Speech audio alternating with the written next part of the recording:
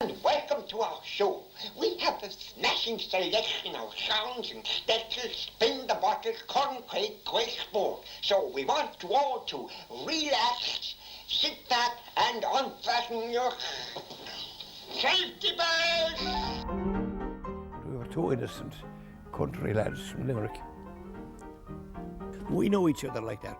If Paschal's in a different room from me, I know what he was thinking. I know immediately what to do with Tom. Tom would know immediately what to do with me. I can, so geez, we lived out of each other's pockets for years, got each other's nerves, throttled each other back. I enjoyed the show business. I always enjoyed it.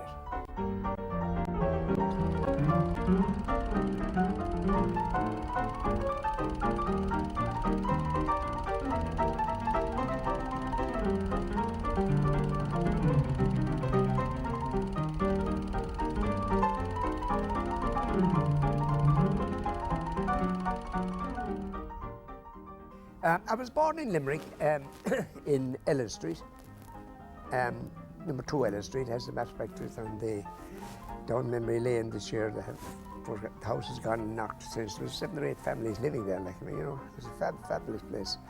I was born in 46 Thomas Street, Limerick City. And then we moved up to Glenmore Avenue. I was the old-fashioned family where we sat around the fire. We were in a modern bungalow. Oh, it was a great atmosphere, a great sense of camaraderie, I mean, there were no phones there, so everybody, you looked out the window, Mary! The conversations going across the street, here, there, and everywhere. I had a wonderful childhood, and I palled with lovely fellas, played soccer and rugby, and did everything, played with young Munster. You had to grow up on the street, because there was nowhere to grow up in the house. So the nicest thing your mother saw was your backside go out the door. I had 2 wonderful parents, old stock, but I have very fond memories. My mother played the accordion and my father sang, and we had a lovely, happy, wonderful time. Well, no, none of my family were involved in the stage. I mean, my mother sang with a choir, all right. My father was a lovely singer, and but no, there was nothing stage-wise.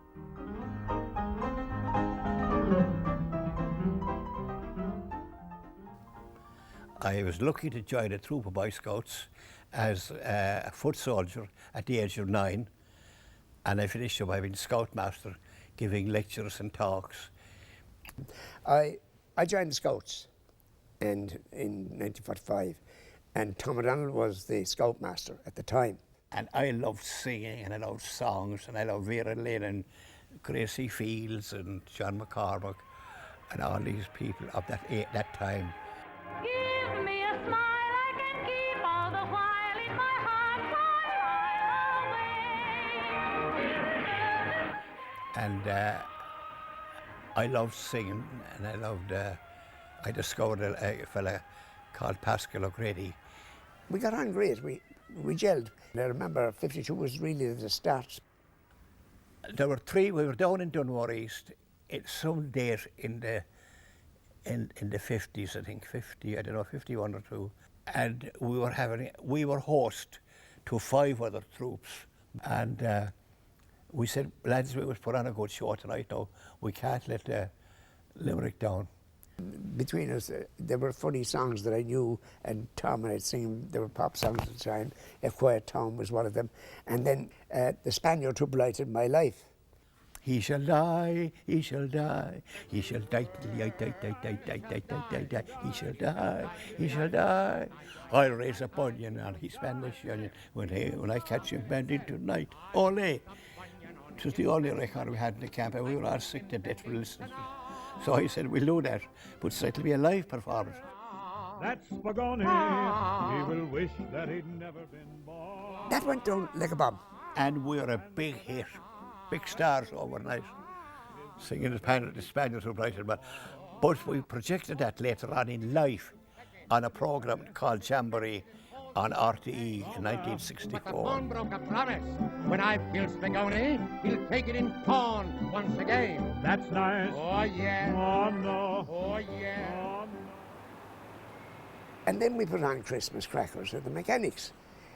The first 2 nights went okay, and the second night, all right again, and the third night, I was going up to the hall, and then Tom came down. I said, well, Tom, how's it going? Well, he says, oh, will you be able to, will we retain it for the week? I said, what are you talking about? It's booked out, he said. It was booked out. In the meantime, who walked in to see our show? Eamon Andrews, who owned it in Theatre. And Eamon Andrews says to Larky, what about putting them on above at the City Theatre? The City Theatre was the Palladium, the London Palladium to us. That was only something you dream about.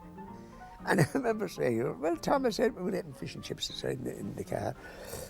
I said, well, Tom, the only thing to do is, we'll go ahead with it, let's put it on. If it goes, grand.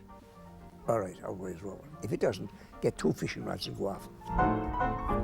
We started on the 26th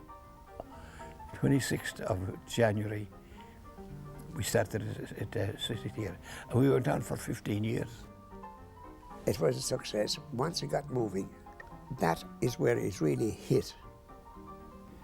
We have the record for the longest running show ever in the history of the theatre in Limerick City.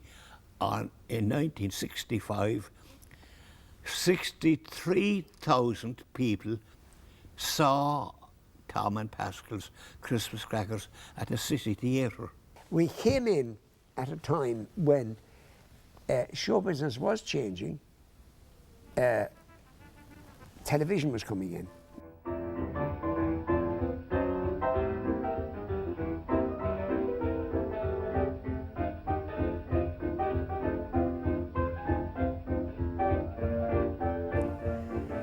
We were asked to do the Theatre Royal just before it closed.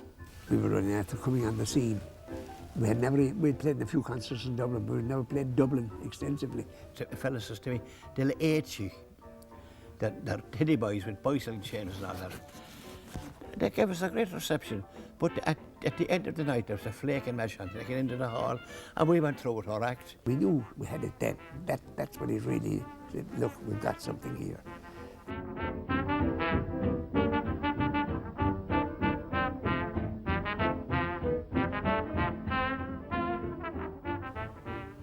The Royal Albert Hall was something else. It was a tricky place to play though, because the first act was a bit, you know, it was a bit dicey-ish trying to get it across. But for us, it was too vast.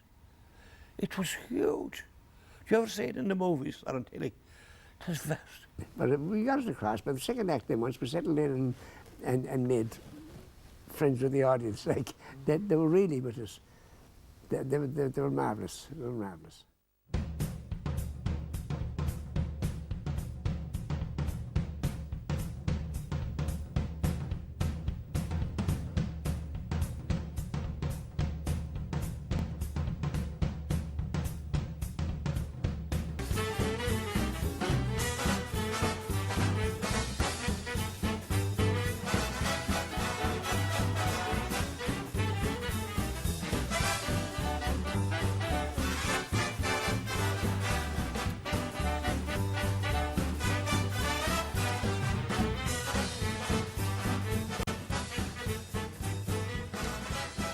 I mean, the thing about Carnegie Hall was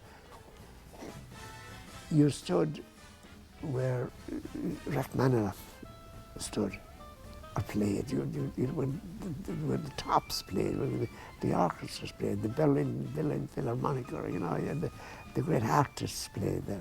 But of course, half of the hall were Irish. The cheer. They had been getting the Limerick Lead and the Limerick Chronic and reading about us. So they said, there must be blooming nice fellas when they're brought over.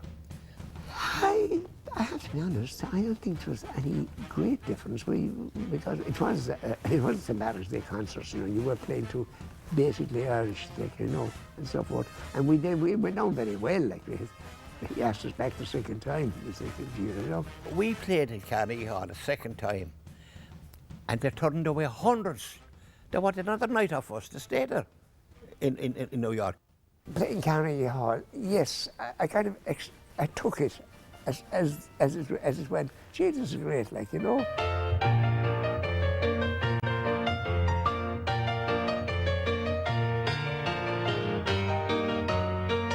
Well, Maria Bourne gave a lovely reception there last Christmas, 12 months, just before Christmas.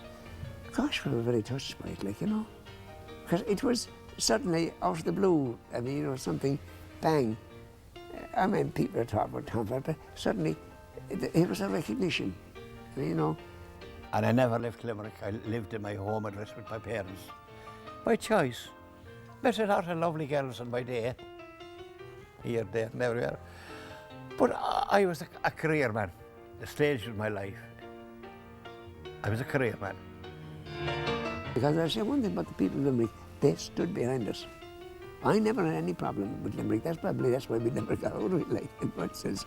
We might have gone to America or over to England. But no, Limerick, the Limerick people stood behind us all the way through.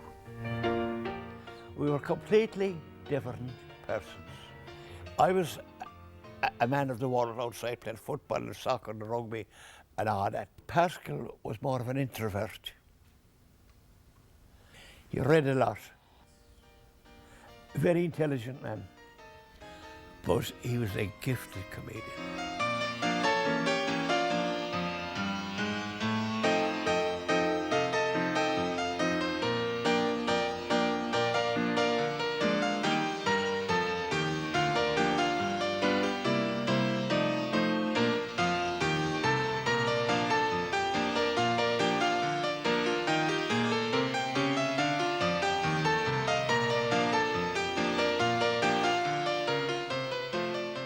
Tom was totally committed to show business. He was in show, he knew everything was happening in England. Me, I liked it, and I was more interested in, I'm not interested in electricity and mechanics and so forth. I do, I like performing. I wouldn't have minded if it had gone on, you know? I wouldn't have minded if it had gone on. A man might have had a row with the missus, his job might be gone, there might be pressures on him, and the wife might bait him with her umbrella to go to see one of our shows. But they weren't sitting down 5 minutes with him and fall off their seats laughing, because laughter is scarce. God gave me a bit of talent to make people happy. Paschal and I thank you very much for having us in your home. Indeed, we thank you for your support and your encouragement over the years. So, from me, Tom, And from me, Paschal. bye-bye. Keep smiling.